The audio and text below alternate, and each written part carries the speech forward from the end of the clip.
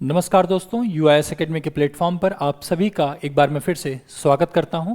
आप सभी को पता है कि हम मैपिंग सीरीज में भारत तथा भारत के बाहर वैश्विक स्तर पर जो भी स्थान जरूरी हैं, जो अभी चर्चा में बने हुए हैं, जो आपकी परीक्षा यूपीएससी संघ लोक सेवा आयोग के द्वारा आयोजित की जाने वाली 2025 की परीक्षा में जो भी उपयोगी हैं, उनके बारे में हम यहाँ पर बात करते हैं। आइए देखते हैं एक नए वेटलैंड के बारे में जो उत्तराखंड में पाया गया है और चर्चा में क्यों आया। आप सभी को पता है वेटलैंड का डिक्लेरेशन 2 फरवरी को हर साल सेलिब्रेट करते हैं और भारत में वेटलैंडों की संख्या बढ़ती जा रही है। ऐसे में आसन वेटलैंड जिसकी अवस्थिति उत्तराखंड में है वो चर्चा में आया है। क्यों? अपनी पक्षियों की गणना को लेकर। आइए देखते हैं।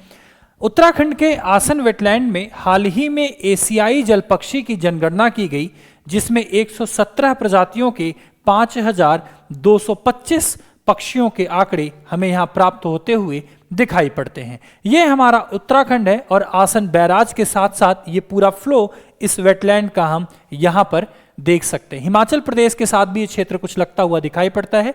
धालीपुर, कुंज, अधुवाला, मटक मांजरी, रामगढ़ इत्यादि क्षेत्र इससे संबंधित हमें मैप में दिखाई पड़ते हैं। इसके अलावा अगर हम आसन वेटलैंड के बारे में बात करें या आसन वेटलैंड को समझने का प्रयास करें तो कहां से कहां तक, situated in Dehradun district, Uttarakhand, at the confluence of Asan river and the eastern Yamuna canal, पूर्वी यमुना नहर के संगम एवं आसान नदी के संगम पर इसकी स्थिति दिखाई पड़ती। साथ ही साथ उत्तराखंड और हिमाचल की सीमाओं के पास में यह स्थित भी है। आप ये देख सकते हैं कि ये हिमाचल प्रदेश का क्षेत्र है। आसन बैराज और यमुना रिवर, इन दोनों के मर्ज पॉइंट पर ये अवस्थिति हमें दिखाई पड़ रही है। अगर हम बात करें नदियां और उनके इतिहास के बारे में, जो क्षेत्र ये वेटलैंड को तैयार कर रही हैं, तो 1967 में धालीपुर बिजली घर के निर्माण के दौरान आसन बैराज, जिसको धालीपुर झील पर आसन नदी के बांध बनाए जाने के कारण इसका निर्माण किया गया था। वर्ष 2020 में उत्तराखंड का पहला रामसर स्थल घोषित किया गया था। इस वजह से इसका इंपॉर्टेंस और ज्यादा बढ़ जाता है, जो इसके वैश्विक पारिस्थितिकी महत्व को भी दर्शाता है। साथ ही साथ अगर हम इसके फीचर्स, इसके यूनिक डाइवर्सिटी की बात करें तो यहां हमें ढेर सारे पॉइंट्स पर बात करने की जरूरत दिखाई पड़ती है। बहुत सारी चीजों पर बात करने की जरूरत दिखाई पड़ती है, जैसे जैव विविधता केंद्र के रूप में 330 पक्षी प्रजातियों का ये घर है, जिनमें गंभीर रूप से लुप्त प्राय सफेद पूंछ वाले गिद्ध, लाल सिर वाले गिद्ध और बेयर पोचार्ड भी यहां देखने को मिलते हैं। तो कह सकते हैं प्राकृतिक तौर पर यह हमारे लिए बहुत ज्यादा इंपॉर्टेंट दिखाई पड़ते हैं। साथ ही साथ अगर हम बात करें माइग्रेटरी बर्ड्स के बारे में तो भी हमें इनके बारे में समझना चाहिए, जानना चाहिए। क्यों?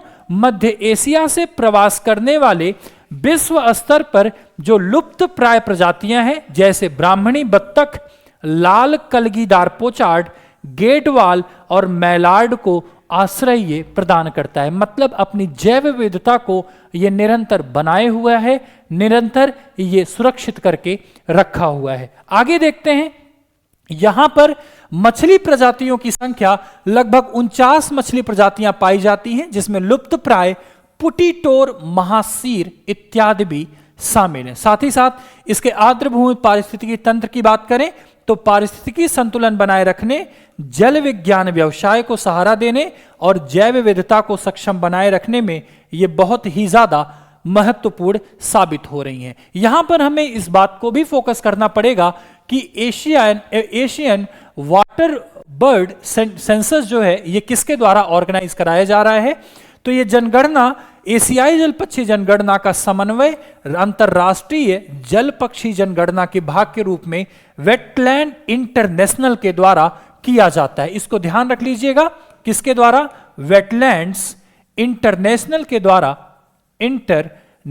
के द्वारा इसका मामला हमें दिखाई पड़ता है। साथ ही साथ इसकी फ्रीक्वेंसी की बात करें तो यहां पर AWC एक वार्षिक नागरिक विज्ञान कार्यक्रम है, जो जनवरी के महीनों के दौरान जलीय पक्षियों के प्रवास के मौसम में इनकी गणना को एक साथ आयोजित कराता है। इतने सारे पॉइंट्स आपके लिए उत्तराखंड के आसन झील के संबंध में जरूरी दिखाई पड़ते हैं। आज के लिए इतना ही। उम्मीद करता हूं इस वीडियो से आपको बहुत सारी सहायता मिली होगी। अगली क्लास में अगले पॉइंट्स पर हम फिर सभी डिस्कस करेंगे। तब तक के लिए मिलते हैं। Thank you so much. Have a nice day. ईश्वर आप सभी का भला करें। जय हिंद।